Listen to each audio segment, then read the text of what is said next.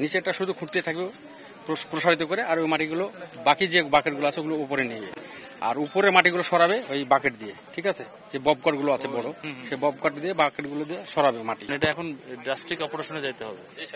42 fit যেহেতু আমরা পাইলাম না, তথ্য যেটা প্রথমে শুনলাম, জি জি আমরা দেখবো ওখানে 42 ফুট কি মাটির উপর থেকে। আচ্ছা, আমরা এই করছি, ওই যে 42 ফুট পর্যন্ত আমরা গিয়েছি, এখন পেলাম না, তো বাদ বাকিটা আমরা দেখবো আর কি। এখন বসে ওনাদের সাথে বসে, আপনাদের এখানে গণ্যমান্য 3-4 জনের নাম সেট করেন, একটু বসে কথা বলবো। মানে এখন আমরা একটু মানে আরো আলোচনা করার জন্য সবার সাথে আলোচনা করবো, স্থানীয় প্রশাসন এবং আপনারা 4-5 জন লাগবে। মানে আপনি থাকবেন, বাচ্চার বাবা থাকবে। আমি তো 100 ফুট বলতে পারছি না এখন, আমাকে এখন 42 ফুট যেহেতু পেলাম না, তাহলে আমার আরো করতে হবে। আপনাদের ক্যাপাসিটি কত?